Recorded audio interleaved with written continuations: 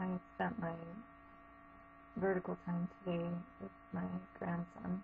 We played for a couple of hours. We played Play-Doh and he was play with his trains, and I really enjoyed doing that. But afterwards, I always have to rest. Not because I'm tired, but because I can't be vertical for more than 3 hours at a time. So I thought that I would use my horizontal time today to work on this video. It's new to me. I'm learning how to use the webcam, and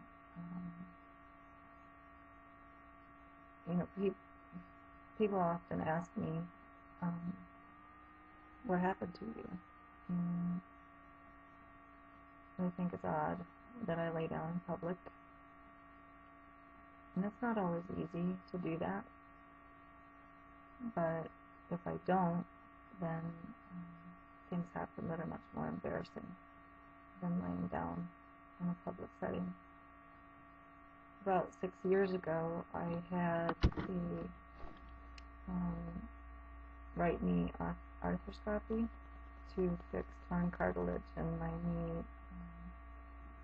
I tore it while I was playing basketball with my students, and during the pre-op I was encouraged to have spinal anesthesia because it would be much faster than general anesthesia. The recovery time is shorter, and I was told that spinal anesthesia is much safer.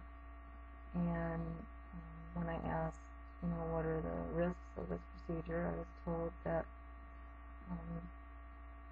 sometimes there can be minor nerve damage if the anesthesiologist hits a nerve when they're administering anesthesia, but that their practitioners were very good at what they do and had never had anyone with any complications, and that it would be a very simple procedure, and I'd be in and out that day and home and back to work within a week. So I said okay, and I went to the hospital and had my knee surgery. And I was awake, so I watched the procedure on like a large screen TV type video camera. And in the recovery area, they waited for the spinal anesthesia to wear off. They kept coming back and asking me if I could feel my legs yet, and I was checking to see if I could feel my toes and things like that. They seemed to check quite frequently. I don't know if it was taking me longer to recover than it normally does. We tried several trips to the restroom, and I wasn't able to go. I couldn't really feel my bladder or my pelvis or my legs, really. I think they waited until I could feel my legs enough to stand up before we tried to go to the bathroom. After a certain amount of time had passed, they decided that they could discharge me. My knee was pretty tightly wrapped, and I was on crutches. I still hadn't been able to go to the bathroom. My son drove me home. On the way, I was having some bladder problems, so we stopped at a pizza place so that I could use a restroom. And I didn't quite make it. My pants were wet when we came out, and I sat on a shopping bag to get, to sit on the seat on the way home. And I remember when I got home, I got cleaned up and got into bed and propped my knee on pillows with ice packs, the way that they had told me to do. And I spent a couple days doing the exercises that they had said I needed to do to make my knee flexible. And when the recovery time was over, I went back to work, and I was on crutches for a little while, but my knee healed pretty well, and was able to walk and do everything as usual for a few weeks. About 4 weeks, maybe 3 weeks after, I started getting nauseous all the time and losing my balance. And I couldn't, my ears got really sensitive. I couldn't tolerate a lot of noise. The air conditioning in my office building was starting to annoy me. Talking on the phone was getting very difficult. I was a after-school program manager and a youth advocate, and the noise in the classroom setting was quite painful. I started developing severe headaches anytime I was standing up. My procedure was done in March.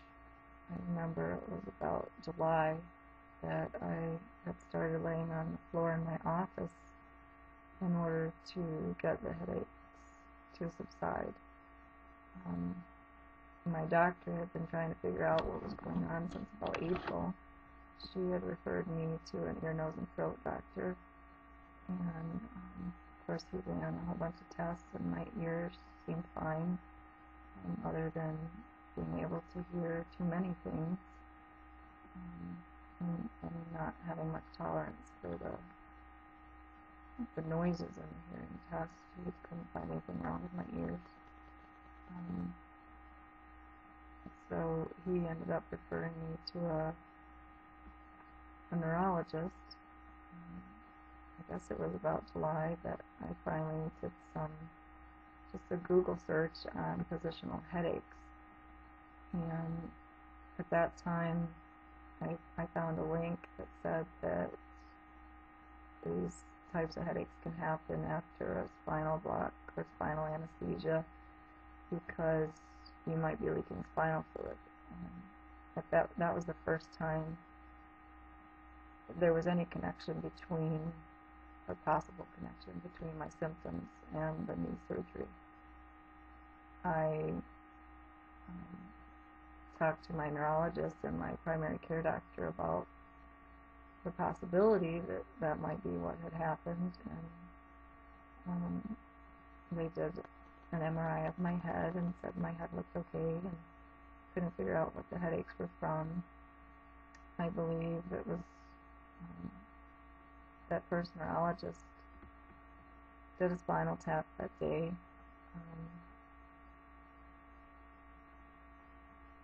By November, I couldn't go back to work. I had to stay home. I couldn't stand up for very long by myself. I had to hang upside down on my bed to make the headaches go away. They certainly weren't controlled by any kind of medication. They would make me vomit. By Christmas, I couldn't walk from my house to my car by myself. My legs would give out, my left leg especially. I had to stop going to work partly because driving was very difficult. My left arm would go numb if I drove more than 10 minutes. The left side of my face would go numb. I was losing the ability to coordinate my left side with my right side. Nobody could really tell me what had happened. The first neurologist said that I was okay and told me I was depressed and that I needed to see a psychiatrist.